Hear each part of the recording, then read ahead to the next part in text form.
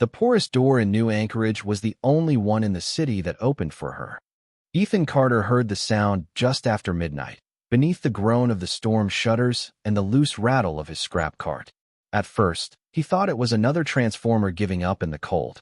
New Anchorage had plenty of those. The old port district sat on the northern edge of the continent, where the ocean froze black against the docks and the wind came in hard enough to make streetlights sway like tired men. Snow moved sideways through the container alleys, sharp and dry, flashing blue whenever the security drones swept their lights across the industrial blocks. Ethan pulled his collar higher and kept walking. His apartment was 12 minutes away if the sidewalks were clear, 20 if the ice had teeth.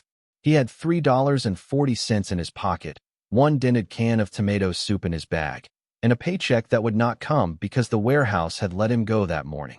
The manager called it budget restructuring. Ethan called it what it was. He had reported them for cutting heat to the night crew during a freeze warning, and the next day his badge stopped working. Simple math. Cruel math. He was 27, white, tired, and too broke to be proud about most things.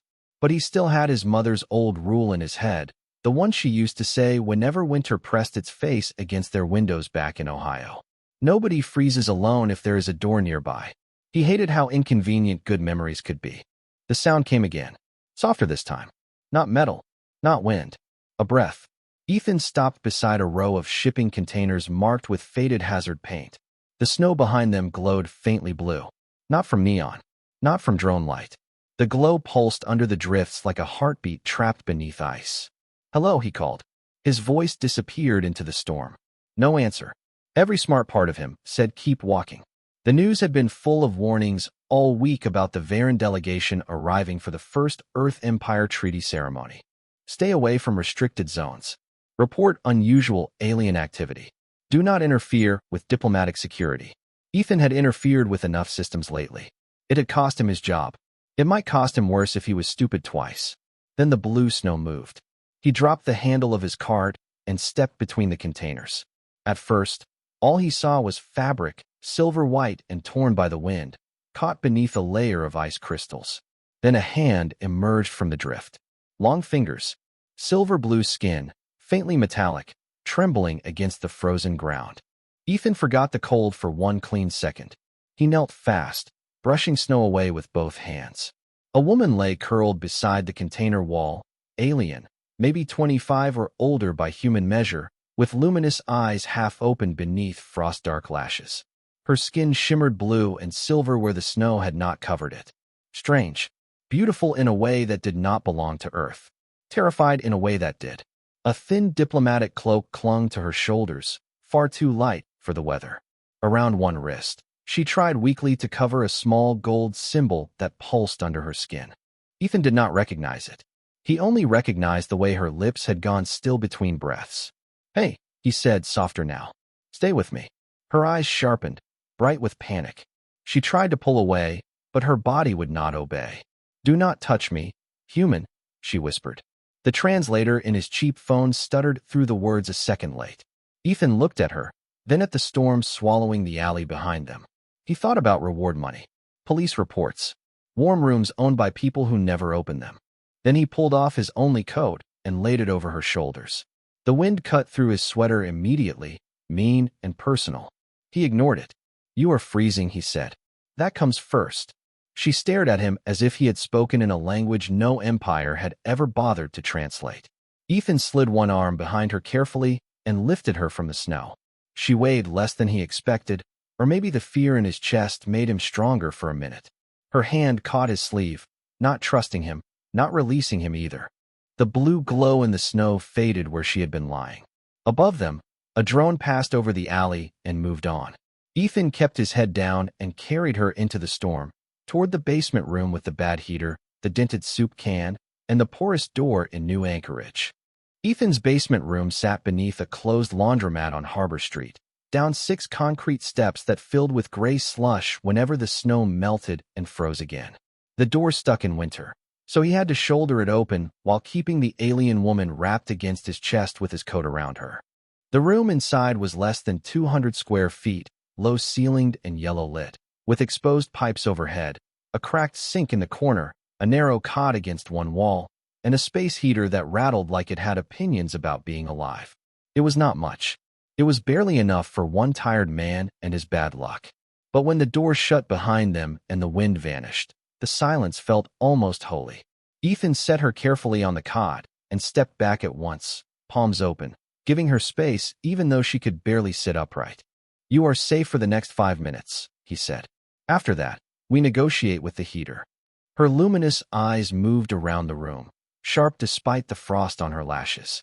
She looked at the patch blanket, the tools stacked in milk crates, the single pan on the hot plate, the laundry machines thumping faintly above them like a slow mechanical heart. Her gaze returned to him with suspicion. "This is your holding cell?" The phone translator repeated her words in a flat voice from Ethan's pocket. He almost laughed, but she looked too cold for jokes to land safely. "This is my apartment." She stared again, as if the answer made less sense. "You live below machines?" "Technically, below broken machines. The working ones are upstairs."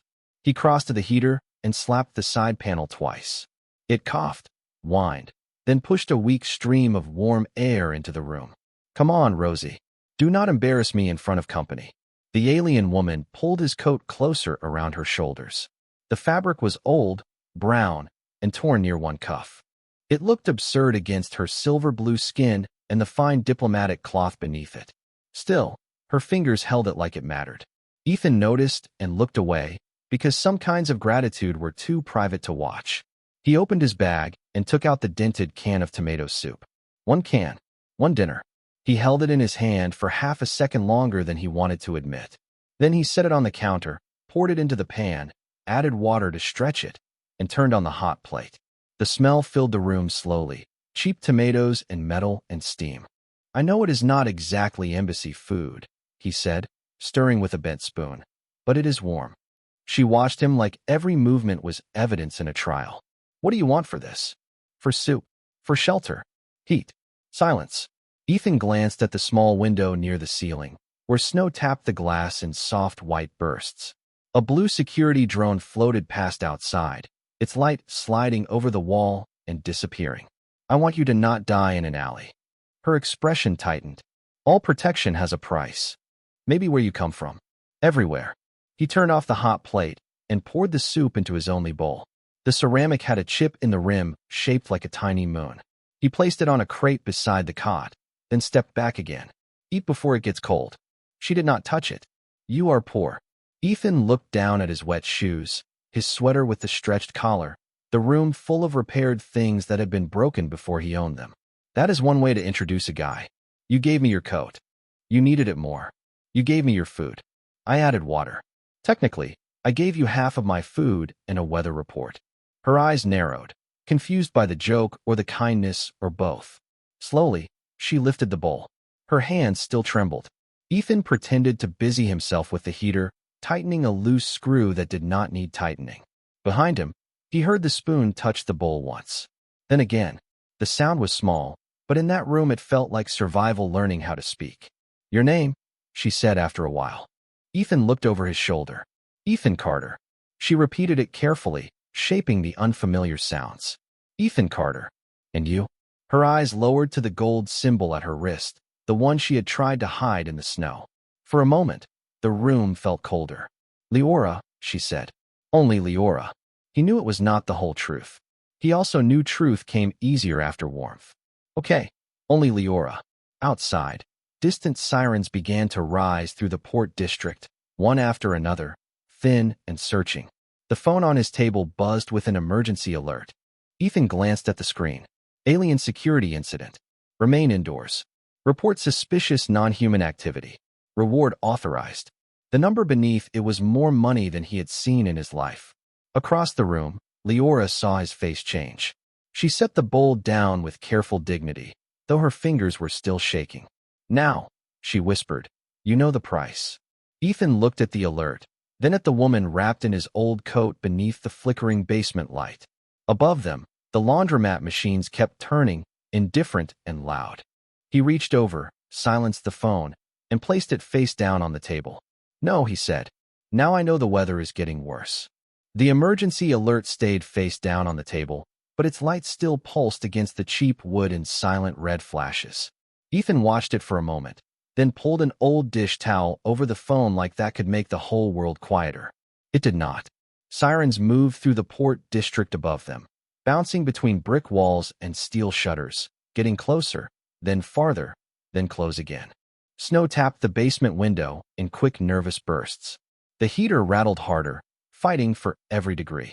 Leora sat on the cot with the bowl in both hands, steam rising toward her face, silver blue skin slowly losing the dangerous dullness the cold had left behind. Her luminous eyes did not leave the covered phone. "You should answer them," she said. Ethan took a screwdriver from the crate and crouched beside the heater. "I am busy negotiating with Rosie." "Rosie is the machine?" "Rosie is the only landlord I can afford." The heater gave a metallic pop, then steadied. He adjusted the vent so the weak warmth angled toward the cot instead of the floor. Leora watched that too. "Not the machine. The choice. You are making yourself colder. I have socks. They are wet. I have optimism. That is not thermal protection." Ethan looked back at her, and despite everything, despite the sirens and the reward and the alien woman sitting in his room like the universe had tripped and fallen through his door, he smiled. "No, but it is cheaper." Leora lowered her gaze to the soup. She had eaten only half of it. He could tell she was trying to leave some for him. That almost made him angry, not at her, but at the kind of world that trained desperate people to ration kindness. "Finish it," he said. "Ethan Carter." She spoke his full name like a formal warning. "You do not understand who is looking for me. Private security from the alert." "Not only them." Her fingers tightened around the chipped bowl. The gold mark at her wrist glowed faintly beneath the coat sleeve, a soft pulse like a hidden star.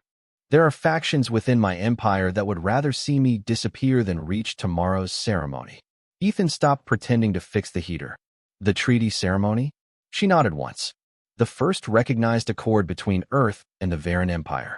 Trade routes, medical exchange, border protection, 100 years of suspicion put into one document. And you are part of that." Her eyes lifted. "I carry the living authentication." The translator hesitated before rendering the phrase. Ethan frowned. "Living authentication? A biological seal. My bloodline, my consent, my memory imprint. Without me, the treaty can be challenged. If I am found harmed in human custody, the challenge becomes accusation." The room seemed to shrink around him. The low ceiling, the sweating pipes, the cot, the soup bowl, the dead phone under the towel. Ethan had thought he was hiding one freezing stranger from bad weather and worse people. Now the whole basement felt like it had been placed under the weight of two civilizations. He sat back on his heels. "So the alert saying you are dangerous is a lie.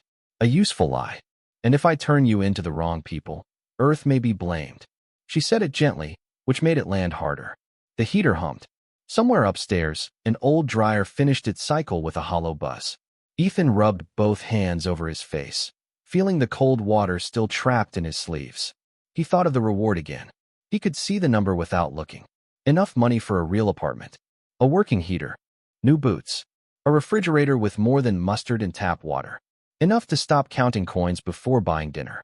Leora must have seen the thought pass through him, because her posture changed. She set the bowl down and began pushing herself upright. The coat slipped from one shoulder, and the room's weak light caught the metallic sheen of her skin, not glamorous, not royal, just fragile under exhaustion. "I will leave," she said. "No, if I remain, you are in danger. If you leave, you freeze before the corner. That is not your burden." Ethan stood too quickly, and the low pipe above him knocked the back of his head. He winced, muttered under his breath, then pointed toward the cot with more authority than a man in wet socks should have had. "Sit down." Leora stared at him. "You command me?" "I am strongly suggesting with head trauma." Her eyes flickered, almost confused into laughter, then dimmed again. "You do not know me. I know enough. You know a name I have not even given fully. I know you were cold. I know you were scared. I know somebody with a lot more money than me wants you found for the wrong reason." He picked up the bowl and placed it back in her hands.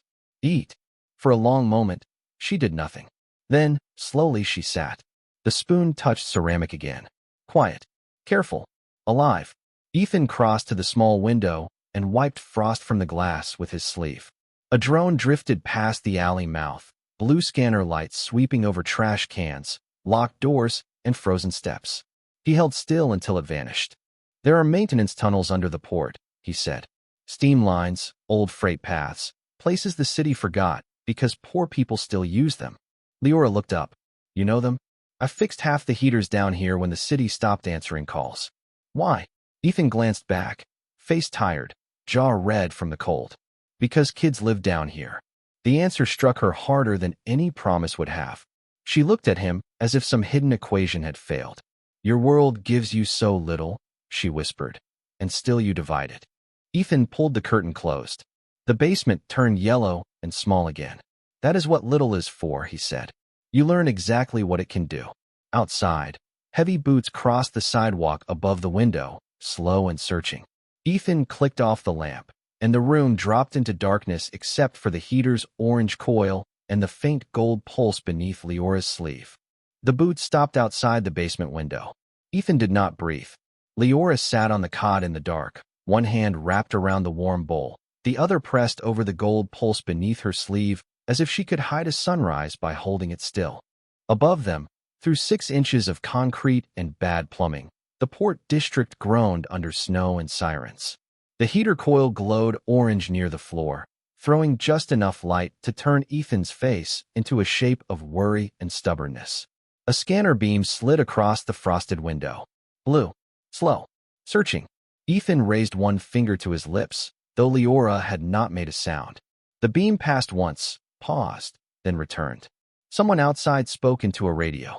The words were muffled, but the tone was familiar in every language. Authority pretending it was patience. Ethan looked around the room. Cot. Sink. Crates of tools. One door. One window too small for escape. A floor drain that had flooded twice in November. The old service hatch behind the broken dryer. He had not opened it in months because the tunnel beyond smelled like rust and steam and decisions nobody wanted to make.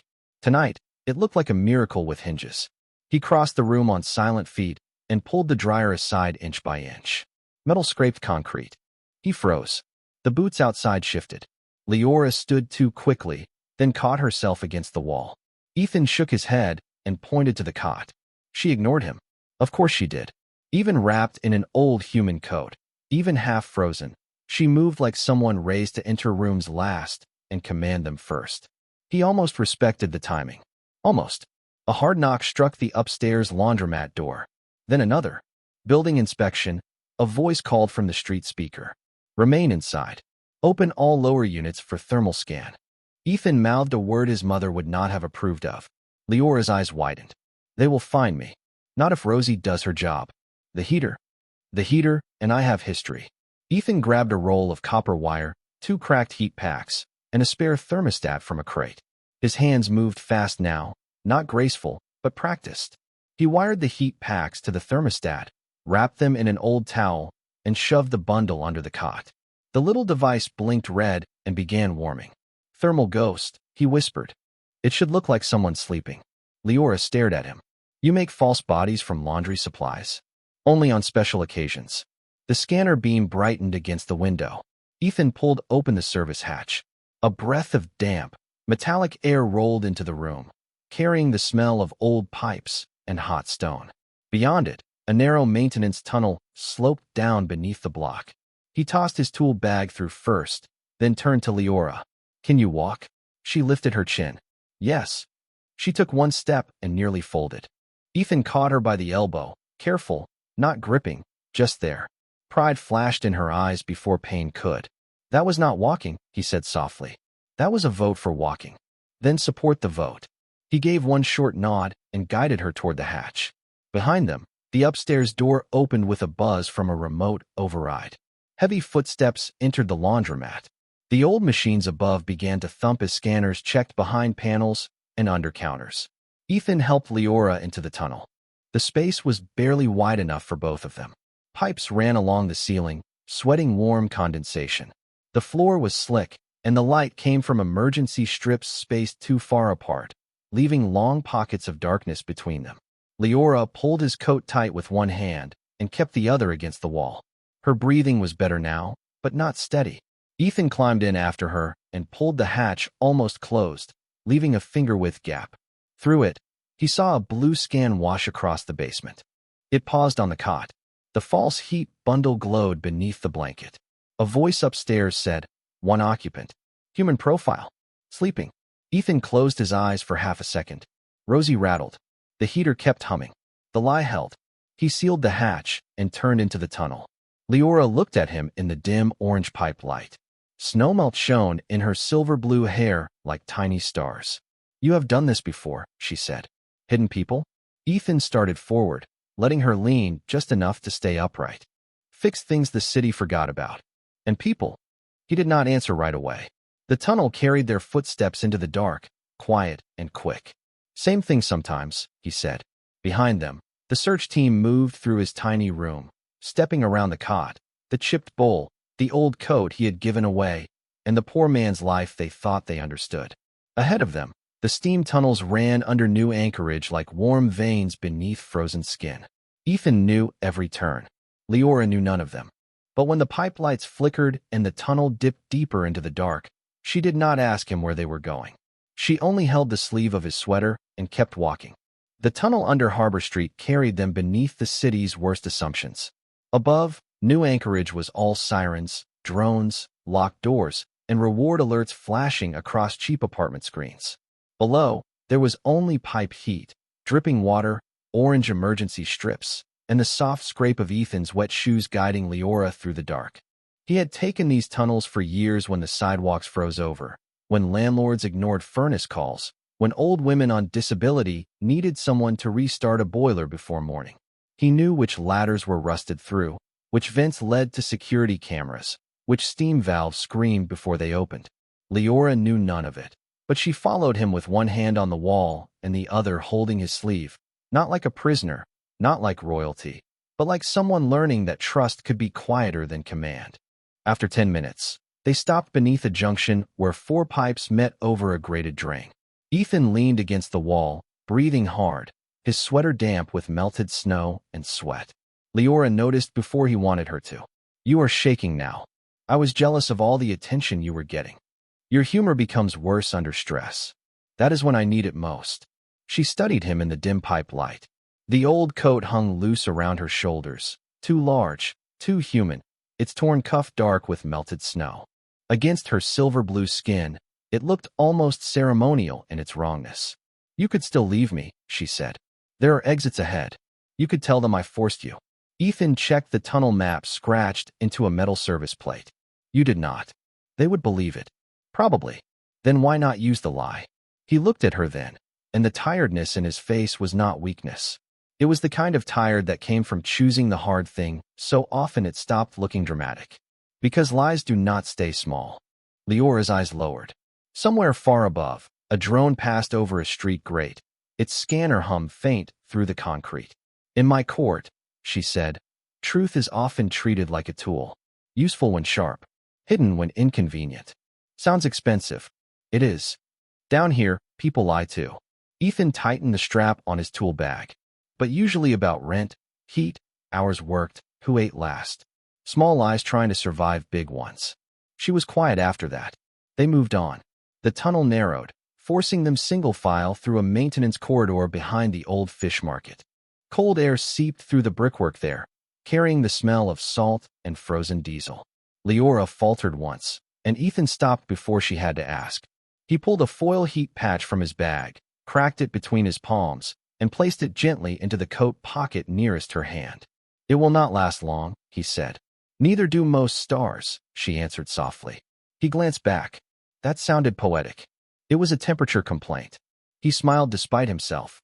Then the tunnel lights ahead flickered blue. Ethan froze and pulled her behind a boiler column. A drone the size of a dinner plate drifted around the corner, scanning the corridor with a thin fan of light. Not city issue. Private security. Clean casing, corporate logo, thermal lens. Ethan's jaw tightened. That was not on the old route. "Can it identify me?" Leora whispered. "If it gets a clear thermal pattern, maybe." Then we turned back. "No." Ethan opened his tool bag and pulled out a cracked thermostat, a length of wire, and the last heat pack. His fingers moved quickly, building another ugly little lie out of junk. "The drone wants heat. We give it heat." He wired the pack to the thermostat, tied it to a loose maintenance rack, and slid it across the floor toward a side passage. The heat pack activated with a soft hiss. The drone turned instantly, following the false signature into the wrong tunnel. Ethan waited until its blue light vanished, then tugged Leora forward. Now, they moved faster. Her breath thinned again, but she did not complain. At the next junction, they climbed a ladder into an abandoned boiler room under the old municipal heat plant. The building above them was huge, dark, and mostly forgotten, its windows boarded, its turbines silent, its walls painted with faded city promises about public service and winter safety. Ethan pushed open a floor hatch and helped Leora into the open space. Snow blew through broken panes high overhead, glittering in shafts of moonlight. In the center of the room stood the main relay stack, an old transmission tower once used to coordinate emergency heat across the lower district. Leora stared at it, then at the gold pulse under her sleeve.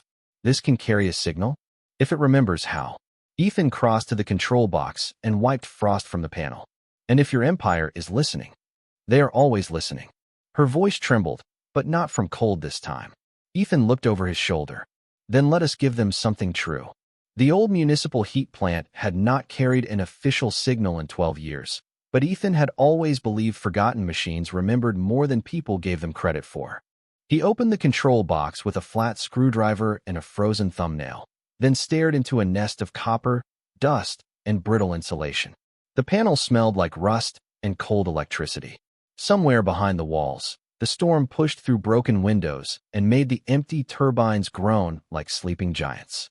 Leora stood beside the relay stack, one hand pressed over the gold mark at her wrist, the other still buried in the pocket where Ethan's last heat patch glowed weakly. She looked stronger than she had in the alley, but the cold was still inside her, deep enough to slow the shine beneath her silver-blue skin. Tell me what your signal needs, Ethan said. A carrier wave above civilian range. Clean enough for Veyran recognition. Strong enough to reach orbit. He looked at the dead panel. So, a miracle with wiring. Can you make one? I can make a rude approximation. He stripped a cable with his pocket knife, twisted two ends together, then pulled a cracked converter from his bag. His fingers were clumsy now. Too cold, too tired, too long without food. Leora noticed and stepped closer. Your hands are losing precision.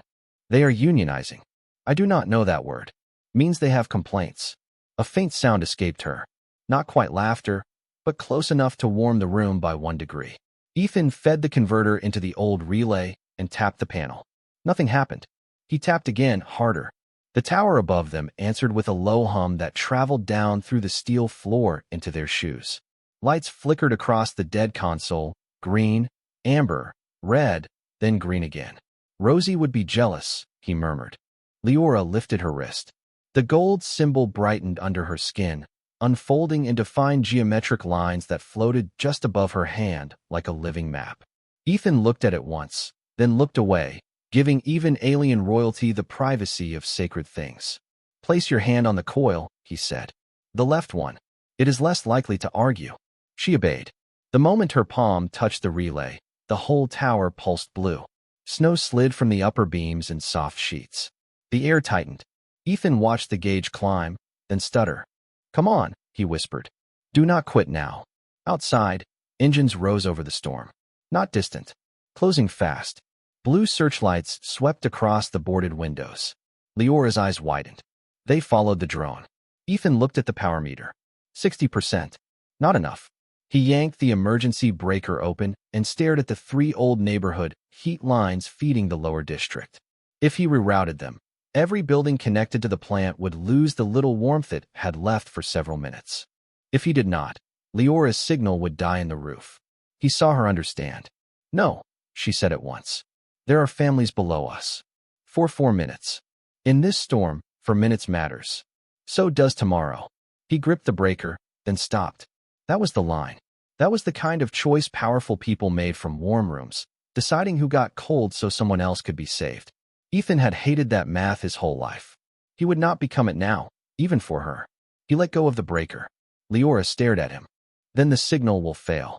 Ethan turned toward the main turbine chamber. Not if we give it another source. What source? He pointed at the row of old industrial laundry batteries stacked against the far wall, backup units from the laundromat network, heavy as guilt and probably half dead. City never picked those up. I reported them 3 times. He grabbed the nearest battery cart and shoved it toward the relay. The wheels shrieked across the floor. Leora took the other side without being asked. Together they pushed through dust, snow, and darkness. One poor human and one hidden heir moving a forgotten piece of city junk like it was the heart of a starship. Ethan slammed the cables onto the terminals. Sparks jumped. The relay roared awake. The blue pulse shot up the tower, through the roof, through the storm, into the sky. For one breath, every broken window in the heat plant glowed gold. Leora's mark answered, bright and clean. Her voice changed when she spoke into the light, layered now with something older than fear. This is Leora Veyra, treaty bearer of the Veyran Empire. I am alive. I am under human protection. Do not answer with force. The building shook as the signal left Earth. Outside, the searchlights froze on the windows. Ethan sagged against the console, breathing hard, eyes on the power meter as it finally steadied. Leora turned to him, the gold light fading slowly from her wrist. You could have taken heat from the district. Ethan looked down through a cracked floor grate, toward the buried streets where children were sleeping under thin blankets and bad ceilings. No, he said, that was never mine to give. The blue pulse vanished into the storm, and for 3 seconds nothing answered. The old heat plant held its breath. Snow drifted through broken windows. The relay tower ticked as cooling metal settled in the dark. Ethan stood with one hand on the console, trying not to show how badly his knees wanted to fold. Leora remained beside the coil, her silver-blue skin lit faintly by the last glow of the gold mark at her wrist. Outside, the private security searchlights stayed fixed on the building. Their engines hummed low beyond the boarded windows, patient and close. Ethan looked at the power meter. The laundry batteries were draining fast. How long until your people hear it? He asked. Leora kept her eyes on the ceiling, as if she could see through concrete, steel, clouds, and orbit. If the carrier held, they have heard it already. And if it did not, then we are standing in a very cold building with excellent dramatic timing. He glanced over. She had said it almost perfectly. Dry, human. He would have smiled if the front doors of the heat plant had not opened with a heavy electric buzz. Cold air rolled across the turbine floor. 3 security officers entered in white storm gear, faces hidden behind thermal masks, corporate badges glowing on their chests. They did not raise weapons. They did not have to. Their confidence did the work for them. Behind them floated 2 drones, blue lenses turning slowly. Step away from the alien, the lead officer called. His voice echoed through the old plant. You are interfering with authorized recovery. Ethan moved in front of Leora before thinking. It was becoming a bad habit. Authorized by who? New Anchorage Emergency Security Authority. That is a contractor with a city logo. The officer paused. You are Ethan Carter, former warehouse employee. Terminated this morning. Ethan blinked once. You guys read fast. You are wanted for harboring a dangerous non-human subject. Leora stepped forward, but Ethan lifted one hand slightly. Not to silence her. To buy one breath. Funny, he said. She just told her empire she is alive and under human protection. That seems like the opposite of dangerous. You do not understand the political situation. I understand people keep saying that when they want me to ignore the person in front of me. The drones shifted, scanning past him. Leora's wrist mark flickered weakly in response, and one of the officers stiffened. Recognition.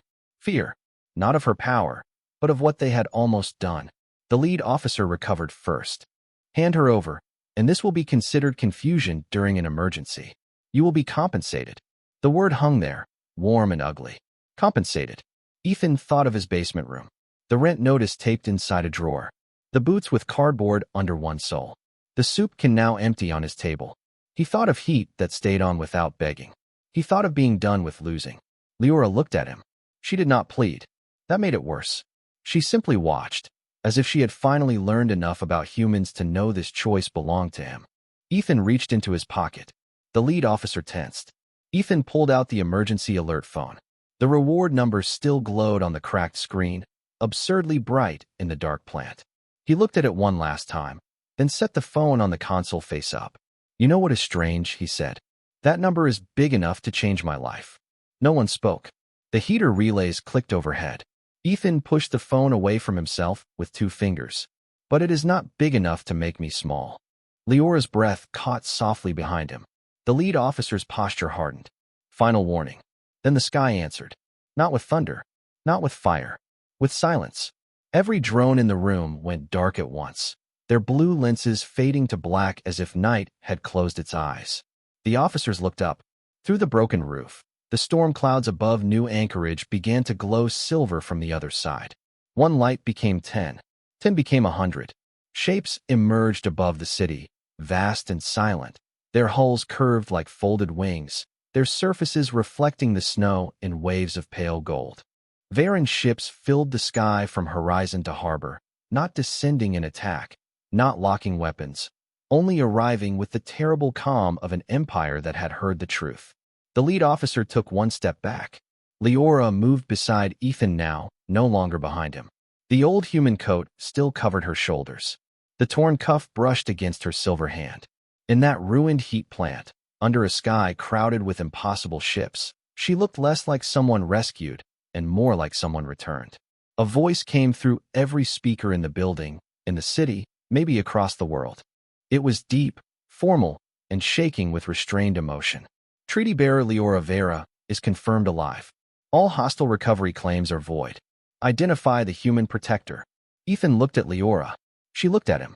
For the first time since the alley, her eyes were not asking what he wanted. They already knew. His name, she said into the open air, is Ethan Carter. He had almost nothing, and he opened his door.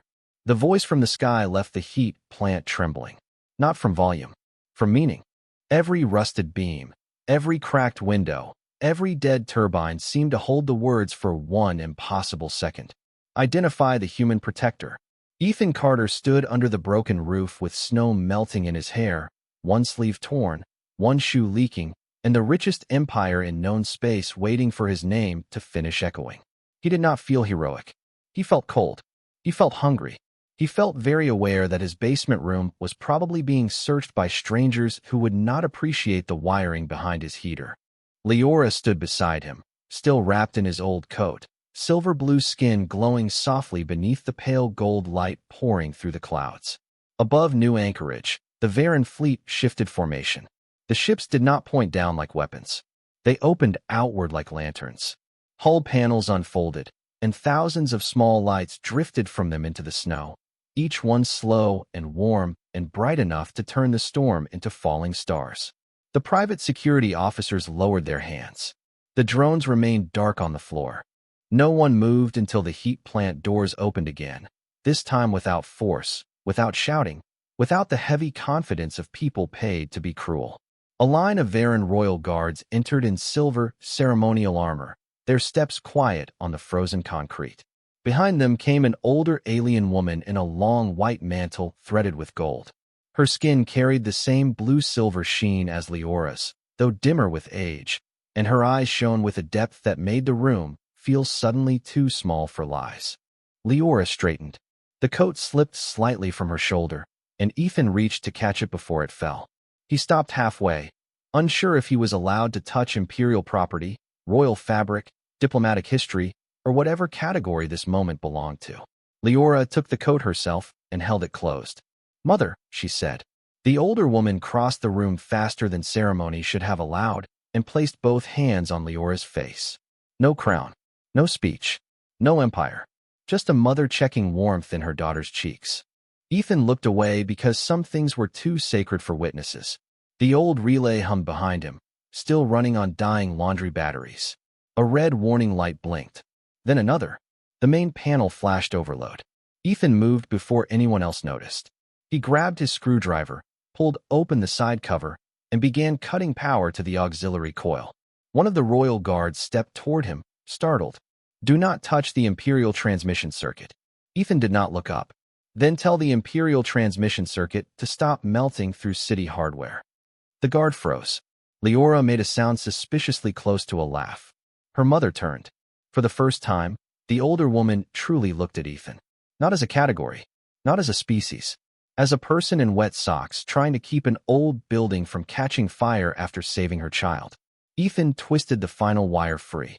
The relay powered down with a tired sigh. Darkness settled lower, broken only by the golden fleet light outside. The older woman approached him slowly. Ethan Carter, she said. The translator rendered her voice with careful dignity. I am Empress Sareva Veyra. You protected the treaty bearer when your own authorities were misled against her. Ethan stood, wiping grease onto his jeans. I mostly kept her warm. You refused wealth. He glanced at the reward phone on the console. Not going to lie. I thought about it. Yet you refused. She needed help. The money did not. The Empress studied him for a long moment. Then she turned toward the open doors of the heat plant. Beyond them, the lower district stretched into the snow, a maze of dark apartment blocks, frozen laundry lines, broken street lamps, and windows where children and old people watched the sky fill with gold. Her expression changed. Leora stepped beside Ethan. He would not take heat from them, she said softly, even to save me faster. That landed harder than the signal, harder than the fleet.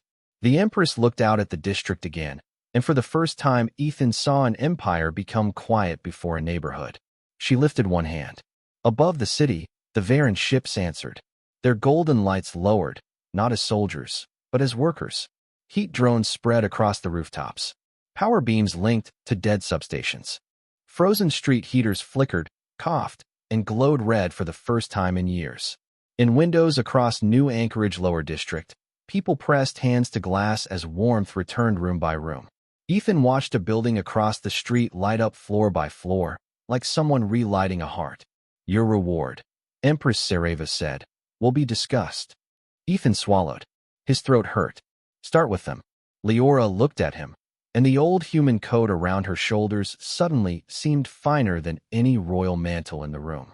Outside, the snow kept falling, but for the first time that night, it was not winning. By morning, New Anchorage Lower District had stopped sounding like a place holding its breath.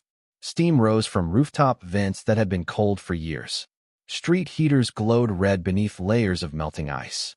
Apartment windows cleared from the inside, one by one, revealing faces wrapped in blankets, children pressing palms to warm glass, old neighbors standing in doorways with the stunned look of people who had forgotten what comfort felt like.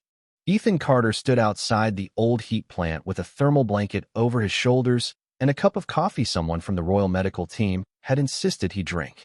It tasted too clean and too expensive. He missed his chipped mug.